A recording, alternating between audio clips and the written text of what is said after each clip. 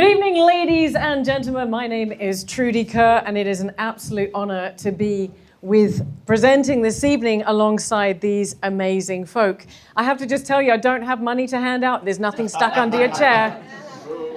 I'm so sorry. I am a graphic designer, TV and radio producer and presenter. I am an award-winning podcaster, founder, hoster of the She Word, MC presenter, a keynote speaker. I'm also British, and of August last year, I am also proudly Maltese.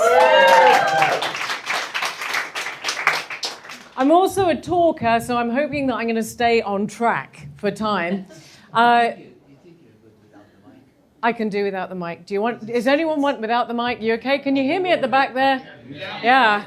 All right. So this is little Trudy over here. This is me, probably circa about 5 years old. And I'm going to share with you this evening 3 transformations. And then I'm going to tell you what my golden nuggets are from those transformations. There's stories. I'm going to share with you stories because that's what I do. I tell stories. So the first story, I'm going to take you straight away to the darkest moment of my life. In August, bank holiday 2003, I'm sitting on the windowsill of my 6-story office. It's a Friday night, and I'm waiting for everybody to leave the office. And when they've left, I'm about to commit suicide. I know that if I jump from that 6-story building onto the ground below, if the fall doesn't kill me, no one's coming back until Tuesday morning, so I would die from the injuries. And I look down, and it's a Victorian townhouse in Brixton, and there's a garden in front of me, a patio below, and I have absolutely nothing to live for. I'd been married for 4 years, and shortly after I got married, I found out that my husband had an OCD, an obsessive compulsive fixation with prostitutes and all things very, very dark. He was also from a Christian home, and when he decided that this was an area that he wanted to pursue, he had to find a way out without taking responsibility. And so what he did was one night, he went out to celebrate a deal with his boss. His boss was a womanizer and had a very bad reputation. And he went out for 2 nights in King's Cross, which if you know about London, that's where the red light district is. I was at home waiting for him. And he calls me and he says, "I'm bringing my boss home." And I said, "There's no way you're bringing your boss home. I know who he is." And he said, "I'm bringing him home. I want you to take him out for dinner and I want you to entertain him." And I said, "Come on, that's not going to happen." Long story short, he comes home, he walks in the house, he locks the door behind him and he locks himself in the bedroom and he just lets everything else to that. So his boss, then shortly after on the Tuesday, I go to file for rape and his boss comes to find me and tells me that he's going to beat me. And so all of this is unfolding, and I found myself also not just dealing with sexual assault, but I was also a graphic designer, and I'd gone to London with a graphic design degree, and I'd been very, very lucky to get into an amazing job in the industry. And the industry was booming. This is just before the internet, and things were going really, really well. And I moved from that job onto another job. I was earning some really good money. And then the .bomb hit.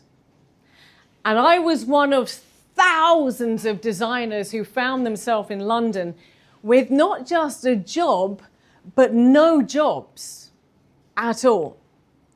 I also found myself in tens of thousands of euros worth of debt. Not just because of the .bomb, but also because my husband had decided, I decided I would really, after this had happened, I really wanted to see if we could reconcile. And I, at the time, was earning money. I put him up in an apartment, and unbeknown to me, he wasn't paying for the apartment. I was meant to be paying for the apartment. He wasn't paying for it. And I ended up getting pimps turning up on my door and bashing down the door and stealing from my house. He had given them my address. And they were stealing my motorbikes, they stole my car, and they were getting a lot of my personal possessions stolen as well. Shortly after I got married, I was diagnosed with PTSD after a large motorcycle accident, and I was prescribed an antidepressant. It's called Seroxat. And back in the day, it's the first SSRIs, and back in the day, there was not a lot known about SSRIs. And the prescription, the general prescription that you're meant to be on is 20 milligrams a day. By the time this day happened, I was on 60 milligrams a day because no one could get me off it. I was wholeheartedly addicted to antidepressants. Because of everything that went on, I was also a heavy smoker. I was smoking 30 a day. One of my clients was British American Tobacco. They're giving them to me for free. That was a kind of a bonus. I was also self-harming because part of the side effect of SSRIs is that at the time was that it flatlined all your emotions and I couldn't feel anything. I couldn't feel what was happening to me. I was self-harming, I was drinking heavily, I was hooked on cocaine, and because of what my husband had engineered, I had not one single friend. He had told everybody that I'd slept with his boss and that I had betrayed him. And on top of that, because of what had happened with the big recession in the UK, I found myself homeless. I was sleeping on the floor of this office. So there I was, perched on the edge of the windowsill, boiling hot day, looking down into the garden. And I leaned forward, and this is it. I have not one thing to live for, nothing. I came from a family that was unfortunately plagued by generational trauma. I couldn't rely on my family. I had not one single friend, not a single cent to my name. And I leaned forward and I put my hand out onto the yew tree that was outside the window to look down. And as I did, my hand slipped. And in that moment, I heard a voice, Trudy, get down, turn around, pick up your stuff, and go home. And I did. I turned around, I got down, I was shaking, and I can't tell you I can remember much about the journey. I managed to get enough money to get to Liverpool Street Station, and I jumped the barrier, hoping that no one would catch me, and I ended up going back home to my parents to start again. 22 years on, my life looks very, very different.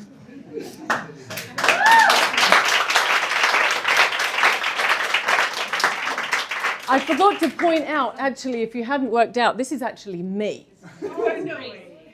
I actually traveled on my passport. This was my passport right up until 2013. This is my passport in 2013. And just before that, I was actually working for Vortex, and I traveled to Tunisia on this passport, looking like this, and they arrested me. I can't say that I blame them. But 22 years on, life looks very, very different. But I want to tell you, and I'm going to come to my golden nuggets after I've told you about the other two transformations, but I want to tell you something. When you've lost everything, there is only one way to go. And I thank God, I genuinely thank God that I didn't jump that day. The second transformation I'm going to tell you about is the physical transformation. So, in 2010, on the 26th of January, I was riding a horse in Madtab. Just to give you a little bit of information before that, I came to Malta. I'm just checking, he's not here. With a narcissistic sociopath, just in case. No, he's not in the room, it's good. I came to Malta with a gentleman who wasn't particularly lovely. And in December, I found out that he was cheating on me. I moved into a new apartment. I kicked him out. I took on a new job. And a couple of weeks later, about 6:30 in the morning, I am riding a horse that is, I have to be honest with you, way better than me. I am a totally shite horsewoman. But this horse was a beautiful horse, and it was a very abused horse, and I decided that I was going to reschool the horse for dressage. And on that morning, at 6:30 in the morning, a windy morning, the owner of the horse came out and said, "You should canter the horse." And at that point, the horse bolted. And this was a racehorse, and this racehorse is heading towards the road in mad tab. And I did the only thing that I could do. I pulled a jockey stop on the horse. And when you do that, you take one hand, you put the hand onto the neck of the horse, and you take the other one, and you pull the rein as hard as you can. And when you do that, you know that you're going to pull the horse on top of you. But it was better to do that than actually hit the road with this horse going. I suffered 2 brain hemorrhages and a ruptured spleen. And I was very lucky, quite frankly, to be alive for the second time in my life. And I was in hospital for 5 days, ended up trying to get things back to normal, had to go straight back to work because, of course, I had just split up from my narcissistic sociopath boyfriend. And about a month later, the narcissistic sociopathic boyfriend, I really am nervous, turns up. Oh, shite! Oops. I forgot about that bit. It's okay. He gets guest mentions quite frequently. So he turns up at my door and he says to me, "What? We broke up 2 months previous. What? What do you want?" And I said, "I don't want anything. What are you doing at my door?" He said, "You called me." I said, "I didn't call you." He said, "Yes, you did. You told me that your grandma and granddad were here and I should come and visit them." And I said, "I did not call you." He said, "Yes, you did." And he snatched the phone from me and he said, "Look, there you go. Yes, you did." I said, "Well, I didn't call you to tell me my grandma and granddad are here because they've been dead and buried a very long time." Fast forward a couple of weeks and I start getting these weird sensations in my body. And I start getting electric shocks throughout my body for about, let's say, 60 seconds. And eventually, one afternoon like it is today, I went to the doctor and I said, "I'm getting this weird stuff going on with me. I'm getting these memory disruptions. I'm getting these things that keep repeating themselves." And he said to me, "You have epilepsy. You have accident-related epilepsy from the brain hemorrhages." And I just sat and went, "You've got to be kidding me." It was as if someone had just dropped a bomb in my lap. As far as I was concerned, I was one of those kids, and forgive me if anybody in this room has epilepsy, but I was one of those kids in the 70s, I'm older than most, who would walk around going, "Ugh," like this for epilepsy and these sorts of things. You know, we used to tease kids that had epilepsy. So for about 4 months, I didn't tell anyone. I didn't tell family. I didn't tell friends. I didn't let anyone know that I had epilepsy. But what I was doing is that the seizures were getting worse and worse and worse. And they could be up to 70 seizures over a 72-hour period of time. I didn't lose consciousness, but eventually I got referred to a neurologist. And the first neurologist said to me as I walked in, within 5 minutes, he says, "You have epilepsy, 3 tablets a day for the rest of your life." And I said, "What?" I said, "Well, what do the tablets do?" And he said, "Well, they affect your serotonin." I said, "Stop. I'm not taking them." He said, "What do you mean you're not taking them?" I said, "Because go back a couple of decades, I'd already had an episode with a medication that affects serotonin." And he said, "Fine, no problem. I'll take your driving license away." And I said, "Okay, no problem. I'm going to get a second opinion." And I went to see a neurologist called Malcolm Vella. If you ever have anything wrong with you, go to see Malcolm Vella. Absolutely amazing. Told him what was happening, and he said to me, "You know that they're coming because you get an aura, you get deja vu. If you promise me that you'll get off the road, I'm not going to take your driving license away and I'm not going to give you medication." Now, at the same time of all of this, all right, don't forget where I've come from. Have been in my past a heavy drug taker, heavy smoker, heavy lots of other things as well. But I decide I'm heading towards my 40th birthday and I've got this fantasy about running the London Marathon for my 40th birthday. Thank you.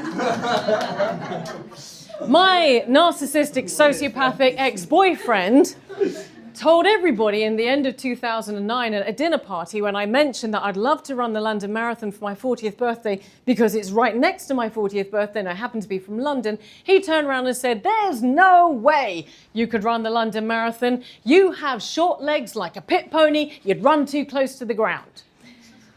So I decided I might want to start running the London Marathon. 2013, I run the Gozo Half Marathon. If anybody runs, that is not the one to do to get you into running.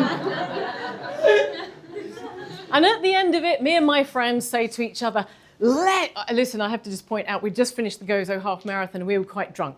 I said, let's run the London Marathon for my 40th birthday. So we all applied, and I applied to run with 3 epilepsy societies for charity. And within 3 weeks, all 3 of them wrote back to me and said to me, "You've got a place." I'm like, what? Like, my friends have been told they've got to wait 6 months. Why are they giving me a place? Unbeknown to me, nobody runs with epilepsy. So I started training for the London Marathon, and as I did so, various magazines, The Times, Sunday Circle, started covering this story of a woman running with epilepsy, running the London Marathon, which was kind of cool. I have to say at this point, I'm going to drop a sponsor, Eurosport, thank you very much. They sponsored me since 2013 and still do. And I started training for the London Marathon. As I got closer, part of the training was the Malta Half Marathon 2014. Now, I had noticed as I started training that my seizures were becoming less and less frequent. These seizures that were electric shocks through my body, speech impediment, I used to have smell hallucinations. And I'm telling you, it was the most disgusting smell you ever could smell. It was like the worst fart. It's like a small brother's fart, you know? Only throw a bit of toxic in there and then you've got something that's a little bit closer to it. And I used to get these electric shocks all the way through my body. And as I said, I used to get up to 70 shocks over 72 hours. I noticed, as I started running, that these epileptic seizures started to deplete. And I'm going to cry, I will tell you I'll cry.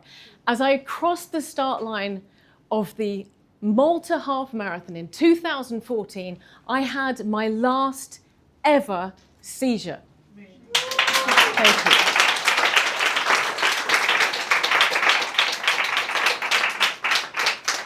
Five years later, I run the London Marathon. As I crossed the finish line of the London Marathon, I have to say I was overwhelmed. It was amazing. It was incredible. It was fantastic. And I did go, to the narcissistic sociopath.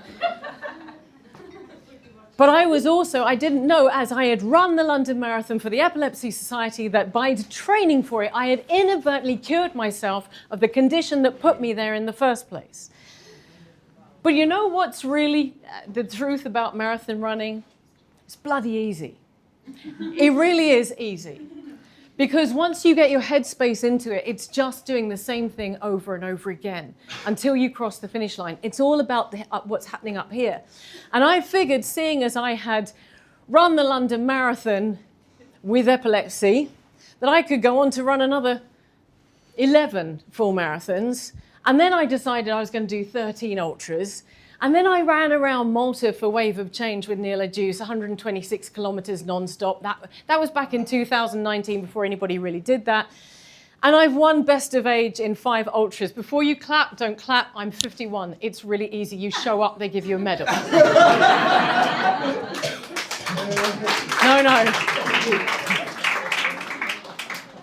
I've also run the Xterra World Championships. In 2 weeks' time, I go to run the Xterra World Championships again. That, to me, is my second transformation. Do I have time for the third one? Okay, cool. So that's the second transformation, going from someone who is really debilitated by epilepsy to being able to do this. Don't forget, and it is the truth, I do have short legs. I do run low to the ground. I do have legs like a pit pony. All said, if you put your mind to it, you can absolutely do it. My last transformation. In 2013, I was asked one question, and my answer to that question completely changed my life. I lied. I was asked, I was a graphic designer at the time, I had my own business here in Malta. I went to a meeting with Clint Bayarda, who was head of British American Tobacco, who was my client still, and he had just been made head of One Radio because the Labour government had just gotten into power, and that was a thank you to him. And he said to me, it was a Tuesday, he said to me, "Trudy!" I said, "Yes." He said, "Have you ever done radio?" And I said, "Yes." That was the big fat lie. I don't know why you're clapping, a lie. And I said yes. And I found, I'd wanted, as a small child, I wanted to be an actress. I then decided I wanted to be a vet. I'm squeamish, that was not going to work out. I had a massive crush on my craft design technology teacher who told my parents at parents' evening I should be a designer. They came home, they told me that. They said, "Mr. Leggett says you should be a designer." I heard, "Mr. Leggett wants to spend more time with you in his class." And that is how I became a designer. So when I was asked, true story, when I was asked, "Do you want to do radio, or have you done radio?" and I said yes, I took the opportunity because, like a lot of men in the room do, I thought I could do it, therefore I was going to do it. Us as women, the reason I mention that is us as women, invariably we look at what we have done. Men think about what they can do. And I did that. I said, yes, I can do it. It has been the biggest roller coaster and adventure of my life. I have been so blessed. I have had a drive time radio show, The Big Drive Home on XFM with Trudy Kerr, going to see you right the way through until 7 p.m. I did that for 4 years. I also produced and presented 400 TV shows on One. I've had the opportunity to interview and present with prime ministers, presidents, pop stars, football players, other sports people, which is absolutely amazing. I've had the opportunity to stand with some of Malta's best on stage and present the Farsons Beer Festival. If you ask me, do I ever get nervous? Yes. Every time I do it for the first time. But if you go back to where I came from, what's the worst that can happen? You find out you can't do it. Nothing compares to where I've been. And this is where it brings me to the point, this is the professional transformation. I am incredibly grateful and incredibly blessed to be doing what I do, and the she word being one of those. I've gone full circle to find my purpose. After everything that happened, I found my purpose and I found what I really wanted to do. I don't know if I have time, but I've got golden nuggets. Yeah? Okay. All right. So nervous with Josh. All right. Golden nugget one. I don't have anything to tell you except what I know. And that is that failure is not the end destination. If it had been the end destination, I would be on that patio in 2003. Failure doesn't define you. You know what? I carried that for so long. I carried it for so long that I was just am I allowed to swear? Yes. Okay. That I was just one that I was just one big fuck up. That I was divorced, that I had been bankrupt, that I had to leave London, that I'd been a coke addict, I'd been a smoker, I'd been a virtual alcoholic. If I'd stayed there and kept wearing that label, I'd never have moved on. Golden nugget 2, if you keep moving in the right direction, no matter how slowly, that's how transformation happens. Even if you're the only person that can see your steps. And I tell you why, because I didn't go back to my parents and suddenly everything was okay. I found out it was going to take me 5 years to pay off the debts that my husband had got me into. I found out 12 years later that what he had done, or his boss had done, had actually made me infertile and I can't have children. And there were so many other things that I've had to deal with on the way. They're small steps, but if you're the only person that knows that you're still heading in the right direction, that's fine. Just keep going in the right direction. Golden nugget 3, celebrate your progress. And this is, if you're a runner, has anyone got any runners here? I do not run today. You don't start by running a marathon. You start by running 100 meters, 110 meters. Then maybe you're going to do 200 meters. Maybe you're going to do 300 meters. Celebrate every time that you have a success, no matter how small, because no one can take it away from you. You ran 100 meters. No one can undo that. That's yours. You own it. And it's yours. Every time I've done something, I've had to say, I have it. It's in my pocket. I can do it again. I can stand on stage. I can come and tell my story. I've done it once. I can do it again. What's the worst that can happen? Golden nugget 4. This is a new lesson for me. Not everyone will support your progress. Let me explain. There are some people in my life who choose to keep me as I was in 2003. It bears them well to see me as I was then. I asked a friend one day, I said, why do they keep talking to me like this? Why do they keep treating me like this? And she said, have they ever, and she was referring to my brothers, my family members, and she said, have they ever seen you on stage? No. Have they ever come to a marathon? No. Have they ever seen any of your podcasts or heard your radio show? No. Because it serves them to keep you where you were because it makes them look good. And if they keep you in the past, if they leave you there, leave them there because they don't deserve to come with you.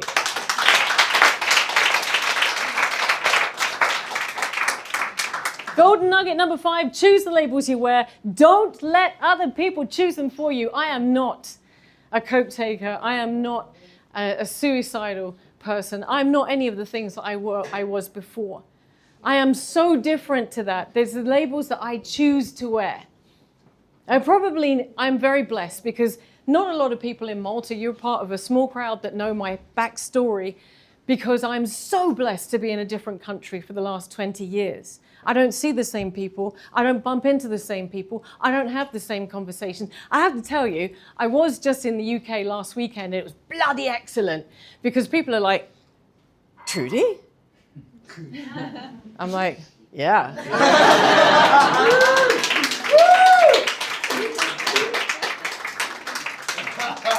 I mentioned before that I have self-harmed. I self-harmed a lot when I was going through my very, very darkest times. There's a lot of reasons for why, and it's not to commit suicide. And if you have self-harmed, you'll know why we as people do it. And for a lot of the times, I wouldn't wear shorts and I wouldn't wear short sleeves. I was very embarrassed about that. And somebody said to me, wear them as your trophies. Wear them as the trophies from the battles that you've won. You're still here. Yeah. You survived it. Those are your trophies. So I walk out, except tonight, of course, with short sleeves. They're not a sign of weakness. And I have one last bonus nugget. Be kind. Because none of us know what anybody else in this room is going through. And none of us are immune from it happening to us. Thank you very much.